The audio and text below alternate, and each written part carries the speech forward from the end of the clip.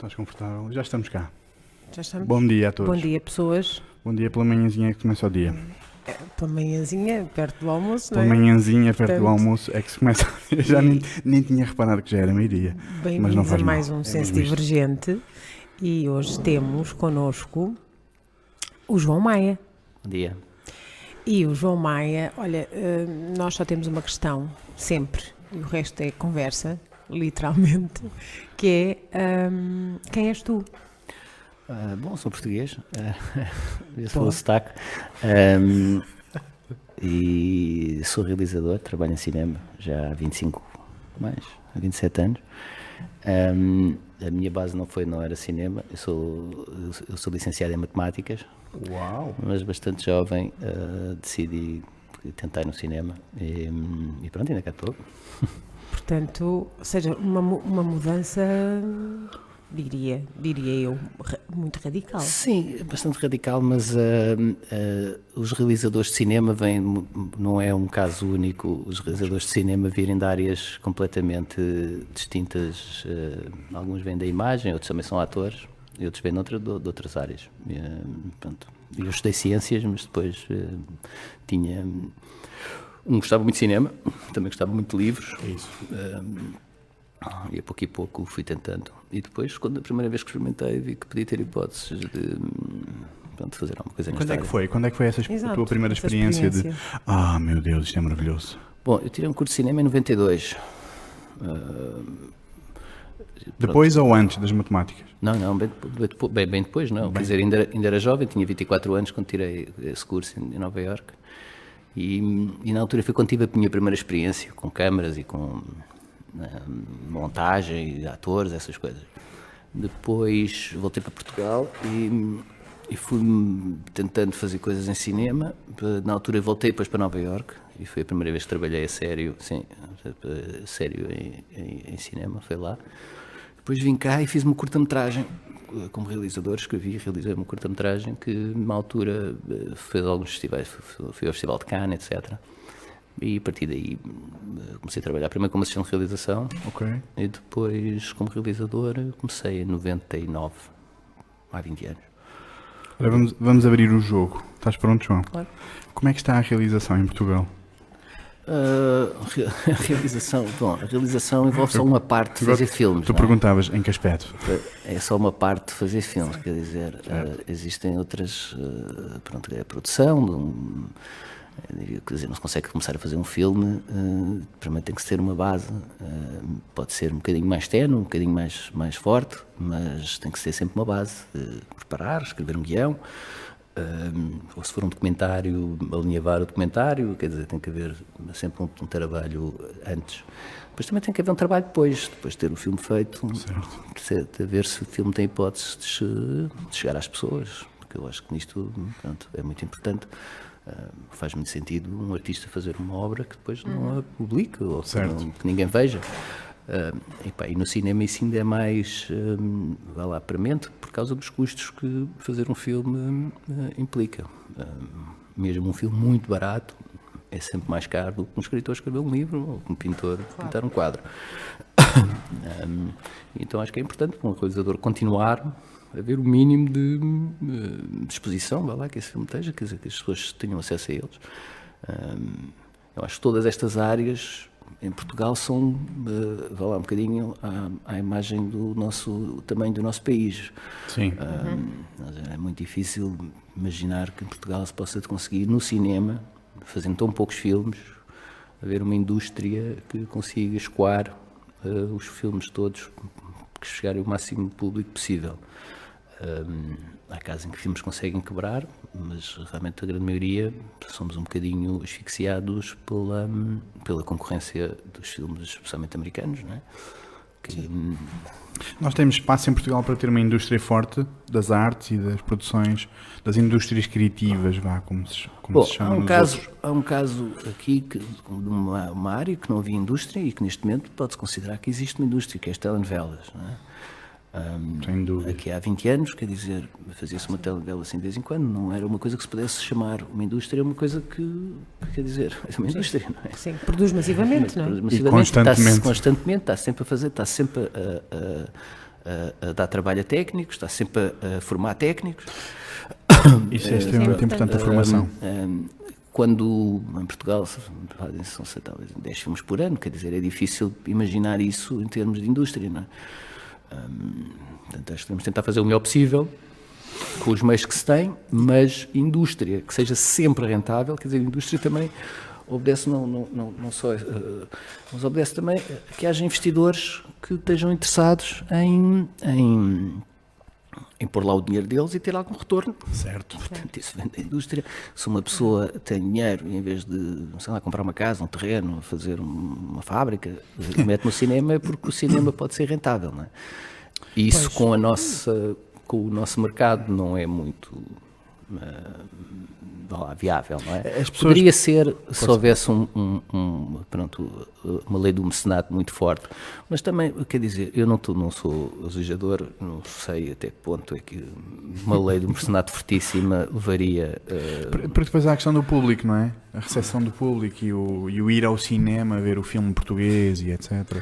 Bom, existe também, quer dizer, as pessoas têm ido cada vez menos ao cinema, não só para o filme português, não é? Certo. Mas realmente, no cinema português tem tido cada vez menos espectadores. Nos últimos anos tem sido realmente uma razia.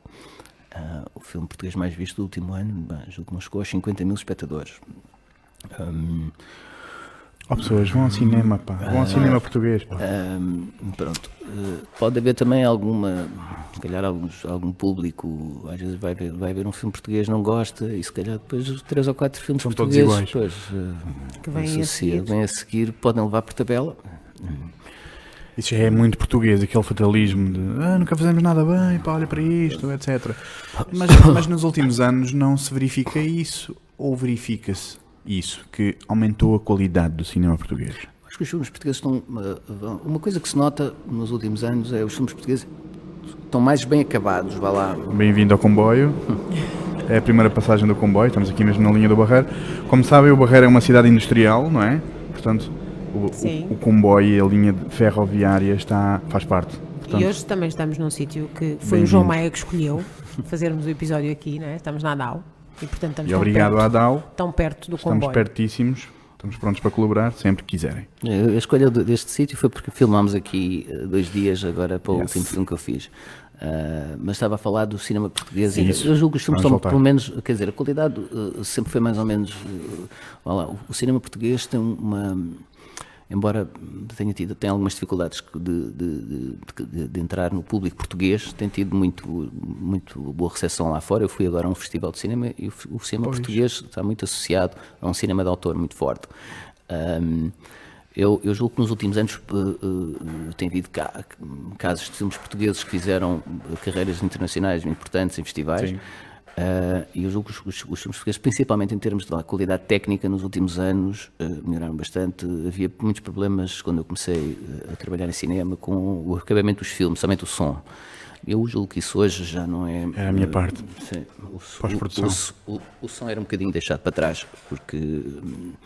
Pronto, é uma cinematografia que tem pouco dinheiro.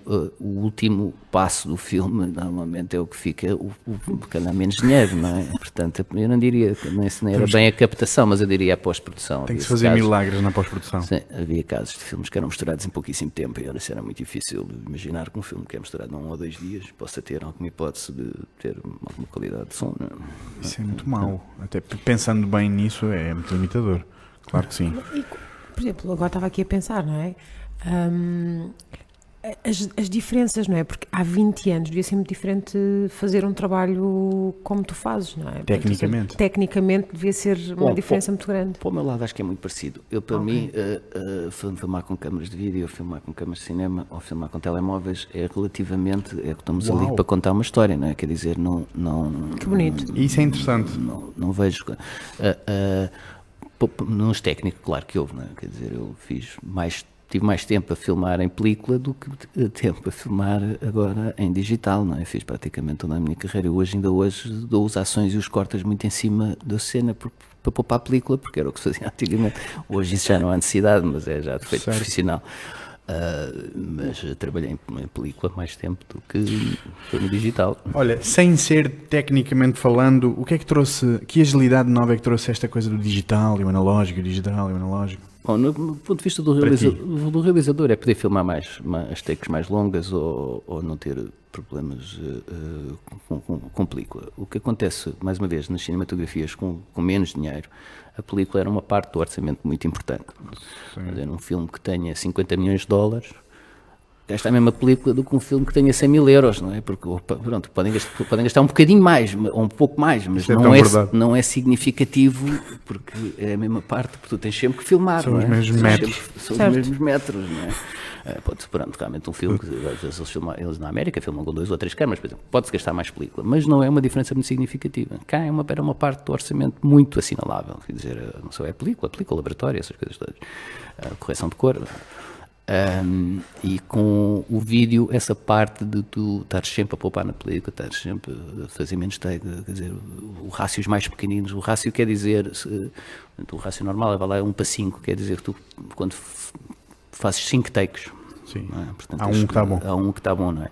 Mas imagina que nessas 5 tens de fazer mais, tens de fazer 7, se calhar noutras fazes só 3, noutras fazes 7, noutras fazes 8, pronto. Nós cá tínhamos sempre de trabalhar com rácios muito apertados. Portanto, nesse aspecto, o digital, sim, porque aqui aligerar o processo criativo também. A filmar, hoje, nos dias de hoje, quer dizer, é naturalíssimo filmares um ensaio, sentes que os atores, ainda antes de filmar, já estão muito coisa e os técnicos estão já acertados, filmas logo, isso era impensável, tudo, ensaiavas, quando tivesses bons fazias o teu take. Pronto, nesse aspecto, para o realizador, é diferente. Certíssimo. Depois há outra coisa, quando estás em filmagens, quer dizer, os monitores onde agora se vê vá lá, o que tu estás a filmar são muito aproximados do que tu vais ver no real. E antigamente os monitores eram, vá lá, uma emulação do que se estava a ver. Aquilo era uma imagenzinha de vídeo que estava colada no viewfinder.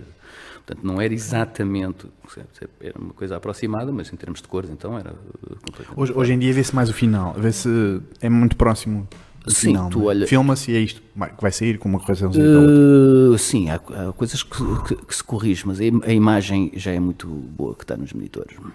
Os monitores eram uma referência. Tu disseste, não é? Portanto, que o importante era contar a história, não é? Portanto, que era... Um realizador tem que ser um bom contador de histórias? Penso é essencial, penso como escritor, um jornalista, quer dizer, há aqui uma coisa de... Quer dizer, as histórias podem-se contar de várias maneiras. Eu não acredito muito na ideia de boas histórias. Quer dizer, a história mais simples pode ser ótima se for bem contada. Os grandes realizadores fizeram filmes fantásticos com histórias básicas, mais do que básicas. Não é? Eu acho que normalmente, mais que as histórias estão quase todas contadas.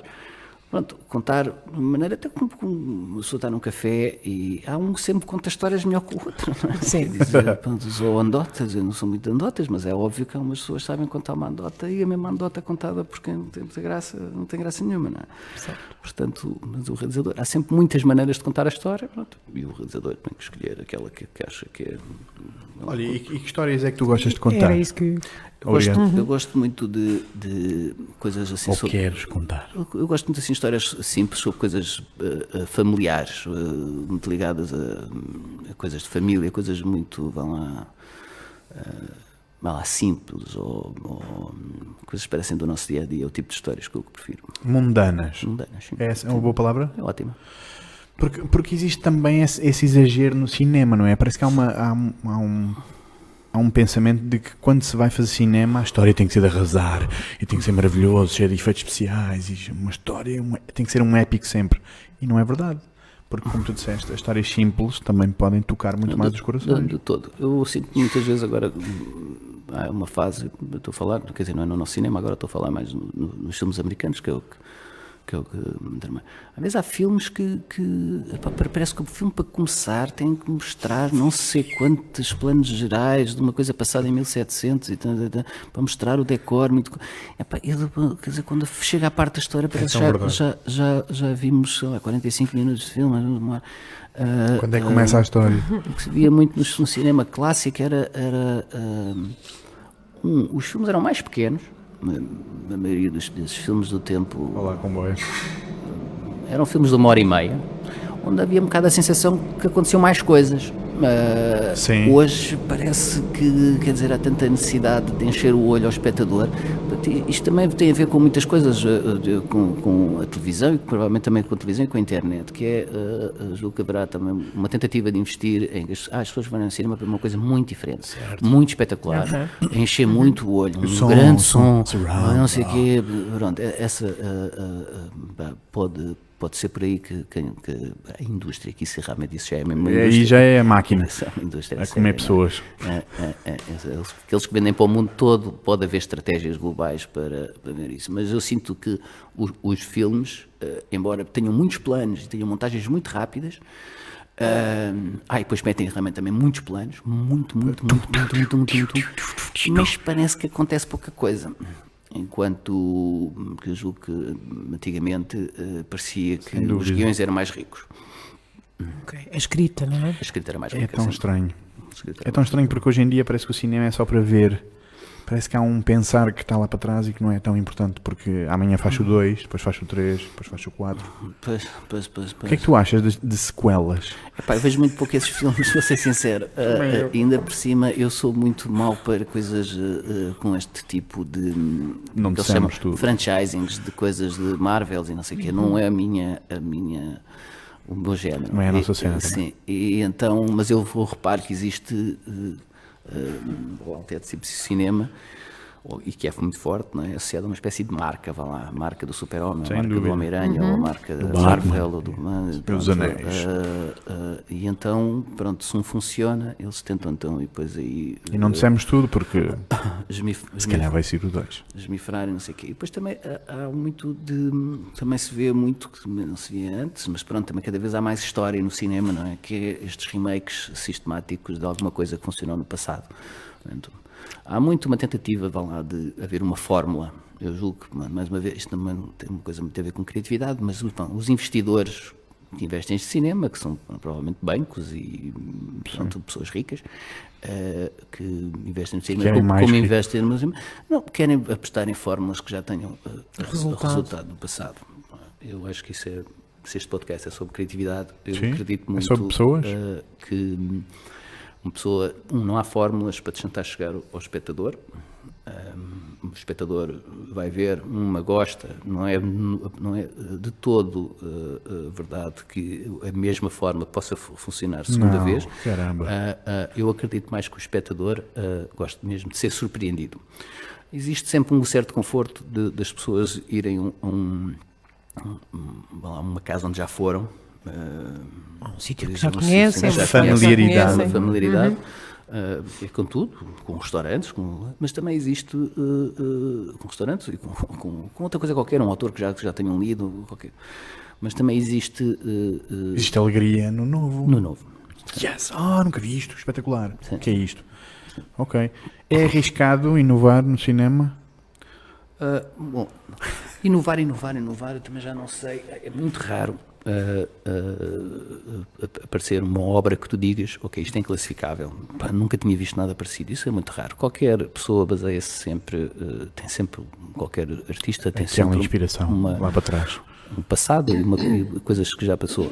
Mas não há dúvida que de vez em quando aparecem coisas que a pessoa vê, ok, não estou a ver nada parecido com isto, se calhar ele inspirou-se em alguma coisa que eu não conheço, mas acontece.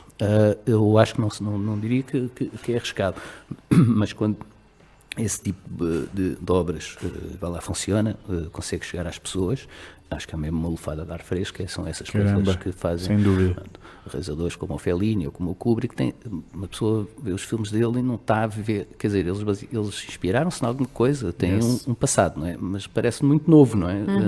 Sempre que vemos. Muito fora. Mas são muito poucos, não é? Normalmente aquilo chega ao espectador de uma maneira que parece muito simples. Então vem logo um rebanho de gente a tentar imitar o Antonioni, quando é muito difícil, porque ele parece fácil, mas não é nada fácil, e é muito difícil boa imitar esse tipo de...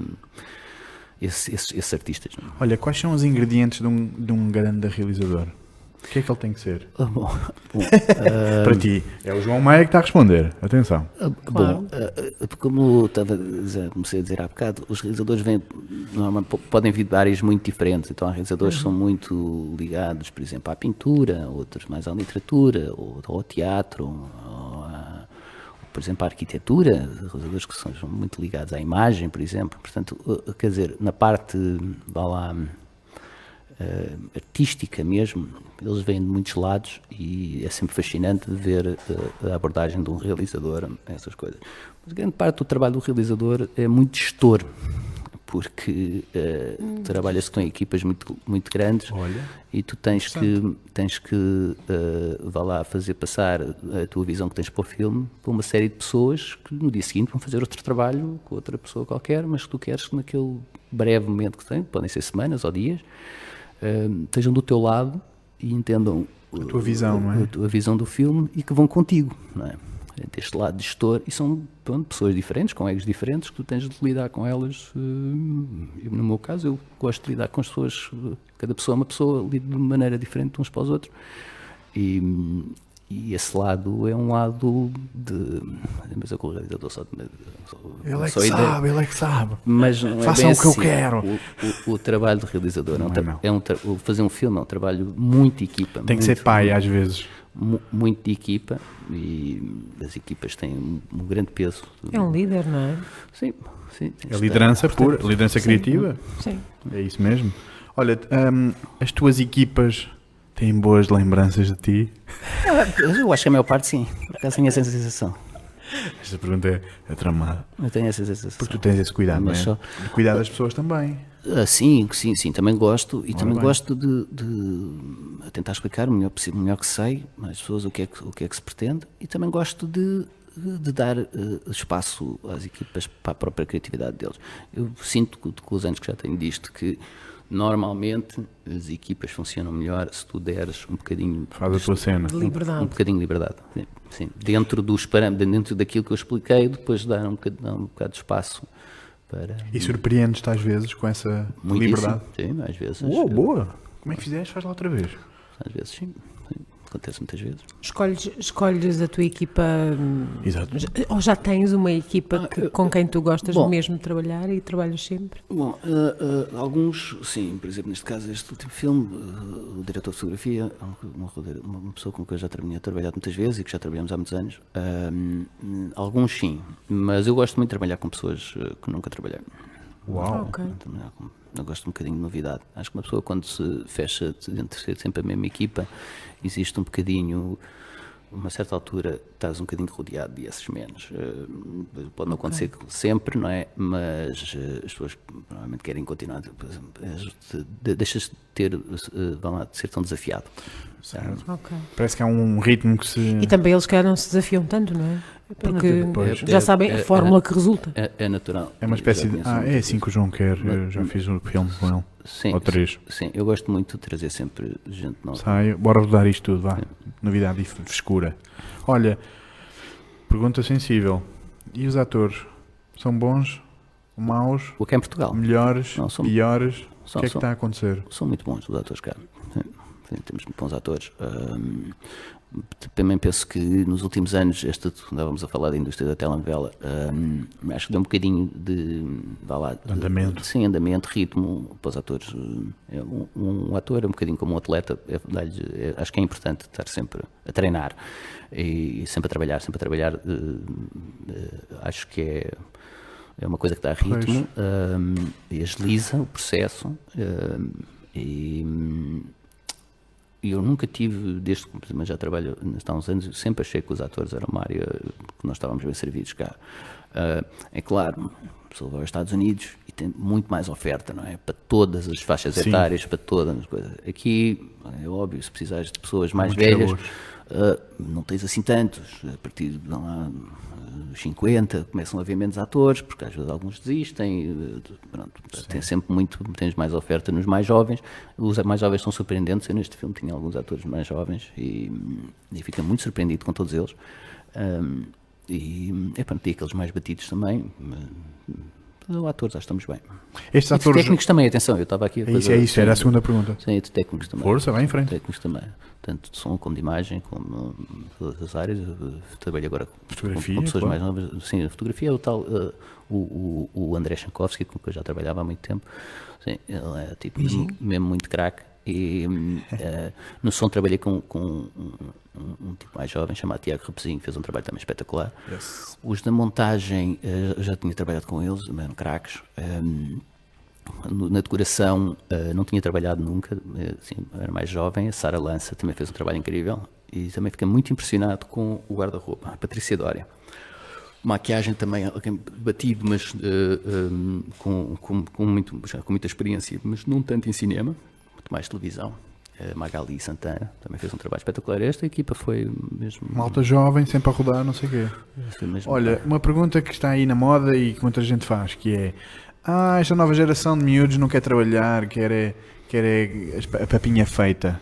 Estes miúdos com quem tu trabalhas querem a papinha feita, ou por ter seres um bom líder eles podem se expressar Eu não livremente? trabalhei assim, fomos a falar de jovens, mas jovens não se não é A malta jovem, vá. Por exemplo, agora na pós-produção tive muitos jovens, não, ótimos. Agora, eu não eu sou um bocadinho, vá lá, fechado, eu não sou, então eu não estou assim tão a par dos millennials. Curiosamente, lá em Nova Iorque, então, estive agora nestes últimos anos a viver, Iorque, tinha muitos amigos jovens, mas é sempre um bocadinho ingrato estar a falar de imigrantes, porque a maior parte destes eram portugueses, e é sempre um bocadinho ingrato, porque normalmente quando se está fora do país dá-se sempre um bocadinho mais, não é? Sim. Quer dizer, por muitos motivos, um deles é porque tu tens menos... É novidade? Sim, e não tens família a distrair-te, tens menos amigos, quer dizer, trabalhas sempre bastante um bocadinho mais. Eu fui viver para os Estados Unidos, era jovem e trabalhava que nem um louco. É interessante porque agora transportaste um bocadinho da tua história. Certo. Como assim? Força. Tu agora contaste a história e disseste, por exemplo, quando eu fui, estavas a partilhar as tuas emoções, isso é bom. Sim, Força. mas eu estava mesmo a dizer, porque quer dizer, que eu compreendo quando se está fora e tem-se menos, Tens quer que- dizer, tens que dar um bocadinho mais. E então eu, quer dizer, eu tenho lido algumas coisas sobre a nova geração pode estar um bocadinho mais à espera, um bocadinho menos, com menos vontade. Eu não tenho assistido. Nós não isso, concordamos Eu não tenho assistido, com essa visão. Não tenho assistido a isso, não. Aliás, até concordamos que os millennials são miúdos com muito potencial, que tiveram muito tempo para explorar a sua criatividade, a sua expressão. A sociedade é que não está pronta e não tem espaço para eles se expressarem. Bom, eu aqui também... Máquina. Eu também aqui vejo que existe, esta nova geração é um bocadinho o ratinho laboratório das novas tecnologias e vai ser a primeira a ser, que possa ser estudada sob os efeitos da revolução tecnológica dos últimos anos. Porque assim, eu não sou cientista, né, nisso, não estou, mas de certeza que provavelmente será a revolução maior que aconteceu de sempre. Quer dizer, uma pessoa praticamente um dia para o outro com um telefone, e é mesmo que praticamente um dia para o outro com um telefone consegue saber tudo. Isto vai ter alguma repercussão na educação no futuro. Quer dizer, isto é mesmo uma coisa nova, que eu acho que ainda não há dados para se estudar, se calhar daqui a 20 ou 30 anos haverá, mas eu ouvi uma vez um professor estar a dizer que, quer dizer, que ele tinha toda a vida, estamos a falar de provavelmente centenas de anos, quer dizer, os professores estavam um bocadinho formatados para ajudar os alunos a chegar às soluções, eles encontrarem, depois nos livros, a saberem estudar, a saberem... Hoje com um telefone tu googlas e sabes tudo, quer dizer, Está na isto mão. é uma ferramenta diferente que vai ter que ser tudo aquilo que a maneira como se ensinava no passado provavelmente vai ter que sofrer alterações. A tecnologia professor está a ficar obsoleta. Não sei como é que isto vai ser, mas acho que vai ser preciso haver mais dados para saber como é que isto se pode Ainda é muito fazer cedo. no futuro. Tu és pai, João? Não. Não, ok. Ia-te perguntar se tens algum exemplo lá em casa. Mas tive agora uma relação de tio. alguns anos, tive enteados e sim, deu para ver que... Deu para fazer o case study. Quer dizer, sim, óbvio que os miúdos nesta altura, se não têm os telefones, parece que o mundo acaba. Não é? Sim. Sim. Sim. Ouviram isto? É Se verdade. partem, ficam sem bateria. Não e tenho depois- bateria, meu Deus, que é desligado da internet, do mundo e da vida. Respira, inspira, respira, inspira. Parece que é o que eles ouvem nos headphones. Inspira, respira. Estão sempre os headphones. Vamos lá fazer mais perguntas sobre a parte humana do cinema, que é os atores jovens gostam de receber dicas, ou gostam de aprender, gostam de... Espera, entram para a indústria e dizem, não, eu sou ator. Ou dizem, não, eu vim aqui aprender. Não, bora lá, dirige-me, por favor. Provavelmente há de tudo. Não é? Há atores que sentem-se muito confortáveis em conseguir, vá lá, eles querem que o processo de chegar ao personagem passe muito por eles. Porque o que eles conseguem, então gostam desse espaço para chegarem. Pronto, um ator, vá lá, o grande desafio é o ator chegar a um nível de concentração em que seja o mais realista possível, ou se chegue mais perto. Não é? Das emoções, e esse, não é? sim, e esse nível de concentração, os atores chegam a eles de maneira diferente. Alguns Certo. precisam mesmo, gostam mesmo muito de ser amparados e ter muitas dicas, outros gostam de tipo, acham Espaço e tempo. espaço e tempo, e outros acham que já lá estão, e às vezes isso pode entrar em conflito com o que o realizador tinha na cabeça. Eu tento sempre deixar muito espaço para ver o que é que o ator pode dar sobre esse personagem, e muitas vezes há coisas que eu tinha na cabeça que neste filme aconteceu. Tu de repente estás a ver uma coisa completamente diferente e gostas. Tens que tu próprio Faz isso. tens de mudar a tua e tens que te encaixar. Não é muito normal, E isso é fixe para ti? é muito diferente. Ou é inseguro? É tipo, o que é que estás a fazer? Pá? É muito diferente. Parece que tu de repente estás a ver um filme, não estás dentro do teu filme, estás a ver de fora. É uma sensação muito estranha, ótima, mas parece que sentes de espectador porque fazem-te uma coisa completamente diferente daquilo que tu tinhas imaginado. Portanto, tu tens uma capacidade de ler uma história e automaticamente tu vês aquela história montada em imagens e as pessoas, Na cabeça? ou não é tanto assim? Bom, o todo, vá lá, assim, a ideia normalmente o realizador teria que tem que ter uma ideia. O realizador, portanto, existe aqui uma coisa, pronto, as filmagens é uma parte importante, muito importante, não é?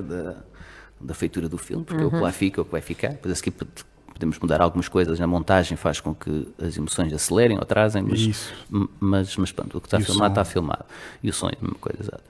Mas o realizador tem sempre um paradoxo que tem que estar concentrado no detalhe, que é o que estás a filmar, aquele plano, naquele momento, mas também tens de estar ao mesmo tempo a pensar como é que aquele plano encaixa no todo, que é o filme, não é? Como é que aquele bocadinho vai encaixar no todo. Tens de estar sempre concentrado no pormenor e depois no todo, no pormenor e no todo. Ok.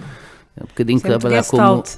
um bocadinho com um jogador de futebol que tem que estar sempre concentrado na bola, mas ao mesmo tempo, quando tu olhas, tem que estar a ver o canto todo, onde é que estão os colegas, depois quando estás na bola, é sempre, e a maior parte, e vão lá, parte do trabalho do realizador é pensar nesse todo, porque a equipa está sempre concentrada no que está acontecendo naquele detalhe momento, dele, naquele detalhe, claro. naquele momento, sei lá, a decoração, se a cadeira está bem, a roupa está bem, o ator se estão a fazer aquilo bem. Maestro. Pronto.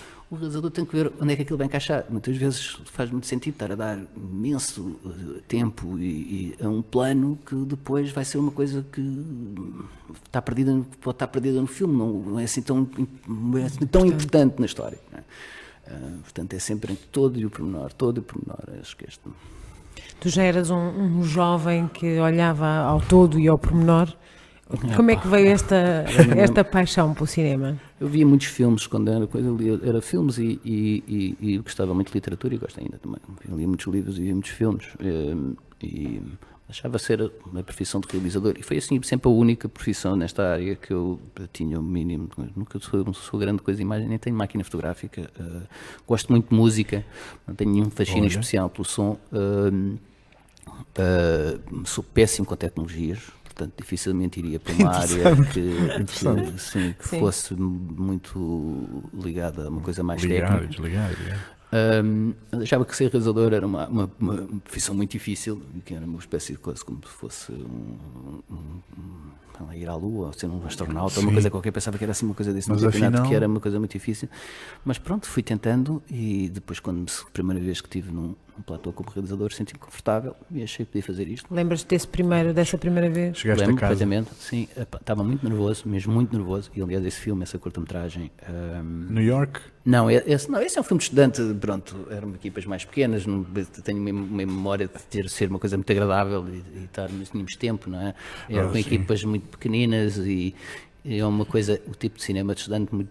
Experimental, Agora- ali a ver. E é uma coisa que muita gente faz a escola de cinema, eu agora reparei com alguns jovens que tiveram neste filme, a passagem, já não me lembrava disso, a passagem desse cinema em que tu fazes o cinema com os amigos, para um cinema profissional pode ser um passo, um degrau muito alto, é realmente muito diferente.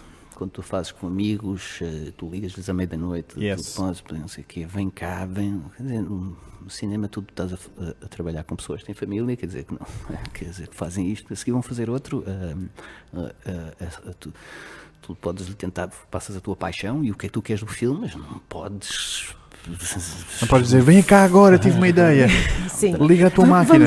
Vamos gravar. Man, eu estou a dormir, pá. O cinema, então, quando se faz filmes nos estantes, muitas coisas são objetos muito interessantes porque realmente é isso, quer dizer, eles fazem aquilo numa base de amizade. impulso. Assim. Então, a primeira vez que fiz com meios profissionais estava muito nervoso, mas depois o filme acabou por me correr bem. Eu lembro-me também muito bem, depois desse, a próxima vez que fiz, parecia que estava numa coisa absolutamente, e tinha passado talvez um ano ou dois, foi ultra confortável e até hoje mantém-se, estou sempre muito confortável para todo, estou sempre todas as noites onde vou filmar e estou convencido que se pode filmar anos e anos. Tu no dia anterior estás sempre com uma borboletazinha no estômago, Com a barriguinha, blá, blá, blá. há sempre um tipo, mas eu sinto-me muito confortável. Do bom. Sim, Essa sim, sim. borboleta é maravilhosa, Yes, amanhã claro. vou filmar. Oh meu Deus, amanhã vou filmar. Não, sempre muito, e sinto-me muito confortável. Normalmente nos É um meus bom filmes sinal. existe muito pouco. Este filme não teve 6 semanas, não tivemos um problema assim de um conflito e é natural. Vocês não sei se alguma vez tiveram no Filmaram platô um de cinema. filme em 6 semanas? Já. Lá está. Eu pensava que demorava imenso tempo. Olha, Não, isso já passou esses tempos. Olha. 6 semanas não é mau. o comboio descendente. Ok, 6 semanas, espetáculo. Olha, e como é que veio esta ideia deste último filme? Porque nós estamos a dizer este filme, este filme, este filme. Certo. Qual é este filme final? Vamos É um lá. filme que se chama-se Variações, é sobre uma parte da história do António Variações, o nosso famoso cantor. E o filme veio há muitos anos já. Eu era adolescente quando António Variações morreu, mas eu lembro-me dessa época como uma época que eu ia ver muitos concertos de música portuguesa, ali no princípio dos anos 80. E tinha alguns amigos ligados à música que também tinham bandas e eu tinha imagens fortes dessa época, nós íamos aos concertos, de repente havia um rock em português e havia muita oferta e bons grupos com muita criatividade, havia concertos fabulosos, vários grupos, quando eles estavam a começar, o GNR, os Chutes e Pontapés, os Heróis do Mar, pronto, Rádio Macau, o HF. sim. E eu não era verdadeiramente um grande fã do Variações, porque Variações também morreu muito jovem, não é? Eu era muito jovem quando ele morreu, lembro-me dele na televisão, nunca vi um concerto dele, porque depois mais tarde na pesquisa que eu fiz, ele nunca chegou a ter assim, uma banda fixa, ele deu muito poucos concertos ao vivo, fazia concertos em playback, quer dizer, ele sozinho, que é uma coisa que era uma coisa muito, ainda hoje, deve ser nas coisas de província, quando são aqueles artistas Sim, mais levam, desamparados, não é? levam a Cassete, faixa não a é? tocar um instrumental. Então eu fiquei com a ideia de fazer alguma coisa sobre essa movida do bairro Alto, alguma coisa assim, que ia passar em Lisboa. E depois uma vez cruzei-me com o Variações e fui ouvir outra vez isto. Fiquei muito impressionado pela qualidade, principalmente das canções. Fiquei fascinado porque parecia uma pessoa que eu conhecia tão bem, porque eu ia muitas vezes à televisão, via a música dele passar na rádio, não conhecia assim tão bem o repertório dele. Muitas canções tinham passado relativamente ao lado. Sim. E de pouco a pouco, olha, fico cheio, se calhar este era o filme que eu devia fazer sobre esta época que eu me lembro bem. E pronto, fui pesquisando. E porquê o Variações? Porquê é que esta pessoa é tão importante na história eu, portuguesa? eu achei que ali de repente, quando comecei, também houve um ponto, mas logo muito perto de eu ter pegado nisto, foi ver a idade dele. E ele gravou o primeiro disco com 37 anos. O primeiro single com 36, o single com 36, o LP com 38 e morreu com 39. O que é que esta pessoa terá feito até aos 37 anos? Porque hoje já é um bocadinho mais comum ver músicos na faixa dos 30 que têm outra atividade, são designers, vê-se muitos casos de pessoas que são criativas noutra área, depois têm uma carreira como músico. Mas naquela altura, quer dizer, os músicos rock eram pessoas de 20 anos, ele trabalhava, os músicos com quem trabalhava eram bastante mais jovens que ele. Eu fiquei fascinado do que é que ele terá feito. Eu sabia que era porque ele era barbano, mas o que é que ele terá feito para ter só aos 37 até aos anos? 37, Certo. E fui pesquisar, e quando fui pesquisar comecei a ficar realmente muito fascinado com este tipo, não sabia tocar, o facto dele ser compositor, uma coisa que eu nem, acho que eu comecei a pesquisa, tão pouco sabia do António Variações, eu nem sabia que ele era o autor das músicas dele, nunca me tinha passado pela cabeça. Portanto, ele é o autor do repertório todo dele, Isso é que é ainda mais maluco. sem saber uma nota de música. Zero. Sim. E fiquei fascinado, achei que ele provavelmente podia ser a maior metáfora ou cristalização daquilo que eu queria contar sobre aquele momento. Uma espécie de... que era uma coisa que eu sentia naquela altura quando ia a estes concertos, que o som era terrível, e, assim, uns barracões e umas coisas nos ginásios, em escolas, no Padre António Vieira, fazer esses concertos, pá, o som era terrível, não tinha luz, E tudo mas as desafinado. pessoas, mas aquilo, havia qualquer coisa que parecia certo e que ficava juntado, era uma certa energia de uma certa coisa que parecia que tudo era possível, né? E eu acho que o Variações, assim, o nosso exemplo, ele não era um músico punk, mas é o nosso exemplo um bocadinho mais perto do punk, é que tudo é possível. Punk pop. Sim. Tudo é possível, quer Espetacular. dizer, tu podes não saber tocar, e o Variações também tinha uma voz muito peculiar, Muito um única. timbre muito único, mas toda a gente falava que ele tinha muitos problemas de afinação, muitos problemas de ritmo, quer dizer, tecnicamente era um cantor muito limitado. Ou tecnicamente não era um cantor, também podemos dizer. Ele, pronto, Era um intérprete muito bom. Sim, também podemos pensar assim. Mas realmente, quer dizer, consegue fazer uma obra curta, mas tão marcante, 2 com anos. só 2 álbuns, sim. Depois eu também percebi porque é que também conhecia tão mal o Variações, porque o segundo disco dele, ele só fez 2, o segundo disco dele foi muito pouco promovido. A canção de Engate, que é a canção mais conhecida desse segundo disco, aparece só depois, quando começam a fazer versões dessa, as pessoas foram depois recuperar.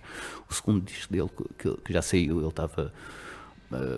já tinha morrido, eu estava à beira de morrer, não foi promovido, não foi, portanto, à altura talvez a editora tenha sentido que não queria estar a aproveitar, quer dizer, eram outros tempos, e então o disco caiu no esquecimento logo rapidamente. Então eu achei realmente a obra dele, o repertório dele, fiquei mesmo fascinado. Então fui por aí tentar saber coisas sobre a vida dele e entrevistar pessoas. Pronto, tem ali uma fase em que tu... Interessante. Pois não havia. Foste fazer investigação. Claro. Claro. Familiares? Familiares? Sim, familiares, amigos, pessoas que tocaram com ele. Este filme não podia ser feito só assim. E ainda por cima, quer dizer, o filme toca um período da vida dele em que ele não é famoso. Portanto, não havia grandes... Agora já existe uma biografia na altura, quando eu fiz que escrevi o guião, ainda não havia biografia.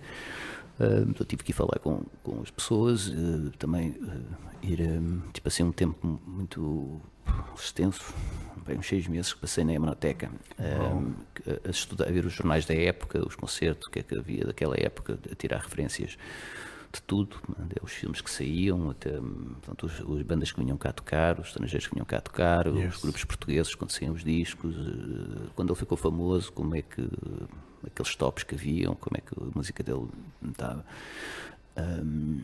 Isso demorou 6 algum meses, tempo. Tudo essa coisa, até eu, desde que comecei mesmo a trabalhar a sério neste guião, até ter a primeira versão, talvez tenha demorado talvez 1 ano e meio, 2 anos.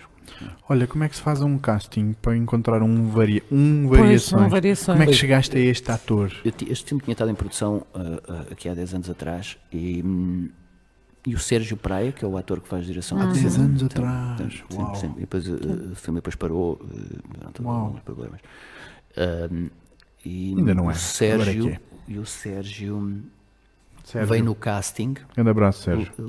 Beijinho. Foi logo, eu julgo que foi o primeiro dia de casting. Eu estava muito, eu tinha uma expectativa assim um bocadinho sonhadora, que era encontrar assim variações, mas eu achava que era um pouco difícil, e mais tarde ou mais cedo iria ter que fazer uma coisa tipo a Meryl Streep, não é? Que é escolher um ator muito sólido tecnicamente. Bora. E adaptá-lo, não é? O Sérgio foi logo o primeiro tipo do casting que eu olhei para ele e eram variações. Tinha um tom de voz, um timbre de voz bastante parecido. O primeiro gajo. Foi o primeiro tipo. Bora, entra aí. Foi muito difícil para os outros, eu continuar a fazer o casting para os outros atores todos, porque era realmente muito injusto, porque eu já tinha Já estavas. fiquei Já logo estavas muito decidido. convencido com ele. Fui logo falando. Ele na altura era um ator de essencialmente teatro,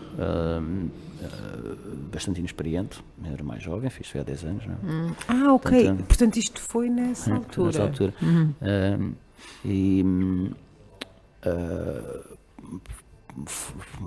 Foi com certeza pelo melhor que o filme demorou mais tempo a fazer, porque o Sérgio hoje é um ator mais Mais maduro, experiente. sim. Sem dúvida. Espetacular. Olha, o que é que o Sérgio Praia, o que é que ele trouxe para este Variações do século XXI? Bom, Esta pergunta é complicada. Mas vá. ele é logo uma coisa, quer dizer, tem ele parece que é o Variações, quer dizer, parece que sem se esforçar encarna qualquer coisa nele que Obrigado, Sérgio. uma presença, são lá também de.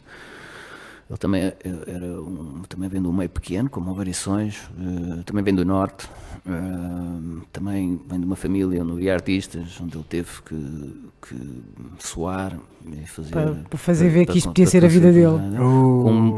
Sim. Aquela frase, e vais para ator e o teu trabalho. Temos também de idade também muito parecida, quer dizer, ele começou a conseguir viver disto também já nos 30. Há qualquer coisa que é inexplicável que ele traz, que é uma presença muito forte. Se calhar é uma essa pessoa experiência mergulha. também, não é? Sim, também. Essa experiência de vida também. Mas também tem sorte de ter um timbre parecido. Ele canta no filme. E, Ok. Ok. Portanto, não faz playback. não é a voz dele. É live. Espetacular. Muito bem. Muito bem, parabéns. A voz dele. Eu também logo li, senti logo que havia. Ele não é cantor, nunca tinha cantado, mas eu logo, quando o conheci, também tinha coisas no timbre, aí também na expressão corporal. Ele foi bailarino e a dançar também era sempre então é all in bastante one. mais. Sempre. Então fomos trabalhando a parte da voz dele. Ele teve um coach vocal, também fez um trabalho incrível, que é o Rui Baeta. Yes. E com o diretor musical, que é o Armando Teixeira, todos juntos foram aqui criando a banda sonora. Fomos todos criando a banda sonora para o filme, para as canções que eu tinha escolhido para entrarem no guião. E está tudo lá. eu acho que a voz dele está incrível. João Maia, realizador de Variações, o que é que este filme vai fazer no pensamento português? Quando ele sair no cinema? O que é que as pessoas vão dizer? Epá, espera aí. O que as pessoas vão descobrir? Bom, até agora nas reações que eu tenho tido é assim, muito emocionado, muitas pessoas ficam muito emocionadas, mesmo pessoas que não são da minha geração, em que se lembram mais de Variações. Há qualquer uma imagem qualquer que as pessoas, mesmo as pessoas mais jovens que já não acompanharam isto, têm na cabeça, que desperta uma emoção. Esta coisa dele não saber tocar e ele ir à procura do sonho. Depois, quando chega ao sonho, pronto, acontece o que aconteceu, não é? Que é muito emocionante. As pessoas emocionam-se ao longo de vários momentos do filme. Depois vão conhecer uma parte da vida dele que desconhecem, que é esta parte antes de ele ser famoso, que é o que é que ele fazia, o que é que ele teve que fazer para conseguir cumprir o sonho dele, não é? E ver quando ele foi fácil. estava a preparar o repertório dele, praticamente não havia rock português, havia mesmo muito pouco, havia 2 ou 3 bandas, estas bandas do Stantra e Sim. 1111. sim, depois 1111, depois começou a aparecer aqui umas bandas rock já em cima do fim dos anos 70, mas também pouco gravavam. Portanto, ele é mesmo um dos precursores do rock português, porque nas cassetes que ele deixou, no fundo eu me baseei para criarmos a banda sonora e o tom do filme em termos musical. Por isso é que o filme tinha que ser cantado por alguém que não variações, porque o filme é quase todo passado antes dele gravar, não é? Okay. Portanto, o que ele canta nos ensaios, o que ele canta quando está a compor e com as diversas bandas é muito diferente do que ele depois cantou nas gravações. Então, eu quero dizer, conta-se sempre quem é o pai do rock português, é o José Cid, é o Rui Veloso, somos todos, pá. Eu acho que o Variações, de certa maneira, também, provavelmente, as pessoas vão chegar lá. Pensem bem nisso, porque se calhar... Porque eles já tinham um som muito rock, nessa época, depois nos discos foi mais polido lá, mas ele tinha um som muito rock, e isto ainda antes isto foi tudo em 77, 78, 79, antes deste boom em que apareceram muitas bandas rock. New Wave. O espectador vai ter essa experiência, então é um bocadinho realista, um bocadinho voyeurista. Parece que as pessoas que já viram algumas coisas dizem que parece que estão lá. Vamos conhecer melhor Portugal nessa era? Eu concentrei o filme muito nele. A visão do Variações. Eu acho que ele tinha, não quis pôr muitas menções políticas, é a política da época, porque eu acho que ele era tão obcecado com a música dele que eu quis, foi isso que eu acho que ele tinha uma espécie de... O que acontece com... Tinha uma missão? Isso, uma infecção, uma coisa, ele tinha que ser cantor. Bora. Nossa, ele tinha, aquilo era mais forte que ele. Portanto, ele é um exemplo de resiliência. Totalmente. E de resistência, não é? Totalmente. E da diversidade também, porque aquele homem aguentou tudo e mais alguma coisa. Totalmente. E a mesma maneira como ele se apresentava na rua, porque ele andava vestido assim, não era dos pós-concertos, não é? Ele era assim, a mesma maneira de ser dele, quer dizer, ele tinha realmente um caminho que ele sentia que ia seguir. Ele de certeza que não se achava um gênio, porque se fosse um gênio provavelmente sabia tocar instrumentos e tinha conseguido subir mais sempre. Ele era um tipo relativamente comum, com uma vida bastante comum. Simples. Ele não bebia, não se drogava, era muito ligado ao físico e ao exercício. E era um tipo muito cuidadoso com as contas, tinha sempre as contas muito certinho, pagava as suas contas, ganhava dinheiro para ir viajar, e depois quando começou a juntar dinheiro e começou a ser, vá lá aqui um barbeiro famoso em Lisboa, era ele próprio que pagava os músicos, para os músicos ensaiarem com ele, comprava equipamento, ele era tipo certinho, tipo cuidava normal, dos seus. Uma espécie de nerd, não é? Não era um músico maluco, chanfrado. Era um empreendedor, como se diz hoje em dia. Era um tipo certinho, era um tipo realmente muito certinho. Toda a gente dizia que era muito. Gostava das coisas à maneira dele, mas não era muito falador, era uma pessoa reservada, não era espalhafatosa, tinha muito carisma, assim, claro que sim. Mas sempre que passava devia brilhar, caramba. As pessoas ficavam assim. Olha, vamos também provar um bocadinho como é que eu ia dizer isto? Do lado psicológico de Variações? No filme, sim. Bastante. Vamos sentir isto visceralmente? Sim. Fizeste questão de estar lá? Sim. Boa, é isso mesmo. Vamos sentir. Sim, é uma pessoa solitária e que baseava muito, a obra dele era realmente autobiográfica, no verdadeiro sentido da palavra. As canções que ele escrevia, canções sobre sentimentos que ele vivia. Acho que era muito menos uma espécie, embora muitas as canções têm uma coisa, porque há dois tipos de canções, ele tem dois tipos de canções, tanto uma certa observação, vá lá do que se passa, ou é para amanhã, das tradições, não sei o que, do que passa, deste tipo de costumes, mas tem outro tipo de canções que são muito ligadas a ele próprio e às emoções dele. Sim, vamos ver isso. Ok. O último filme, portanto, o teu último filme, portanto, é este. É sempre o melhor. Pois, esperamos que sim. Por acaso, este é o meu último e o meu primeiro filme para cinema, longa-metragem. Sim, Portanto, vamos embora. Eu Está a já tinha começar. feito coisas para televisão, filmes para televisão, mas para cinema é o meu primeiro. Sim, acho que é o meu único, não é? Vamos embora. Certo, certo. Este é o melhor até Ok. agora. Agora a partir daí é sempre a subir. Portanto, e fazes sempre muito este trabalho de investigação, de querer mostrar realmente as coisas como elas são, é porque isto é um trabalho Não, é por ser este biográfico, também. não é? Embora, quer dizer, qualquer filme tem que passar sempre por um processo de pesquisa Pré-produção, forte, pesquisa, sim, investigação. e pesquisa sobre o que é que se está a falar. Diz-se que o ideal para uma pessoa escrever um guião é sobre um tema que se conheça bem. Eu também acho que, se conhecendo muito bem o tema, perdes algum giro. bocadinho de... O Vendrell diz isso. Que engraçado. de mistério, que isto tem sempre um toquezinho de mistério. Mas sim, tem que se conhecer o melhor possível o tema que se está a fazer. Para o próximo filme, vou fazer uma coisa sobre jovens. Pronto, claro que tem que pesquisar bastante sobre o que as pessoas pensam nesta altura e o que é que os sítios que vão. Tem que se conhecer o material. Ou seja, para simples escrever. não é simplório. Não, Simples pode ser complexo. Simples, quase sempre simples é Histórias ultra. simples. Quase sempre o mais simples é o mais complexo de fazer. Eu digo sempre, não é nem quase, é sempre. A visão do realizador, a maneira como aquilo está feito, faz com que o espectador mergulhe de maneira que parece que é simples. porque requer a naturalidade da simplicidade, Totalmente. mas isso nem sempre é assim tão simples. Pois, simular a simplicidade é complicado. Sim. É complicado e é preciso arte e trabalho e experiência. Lá está.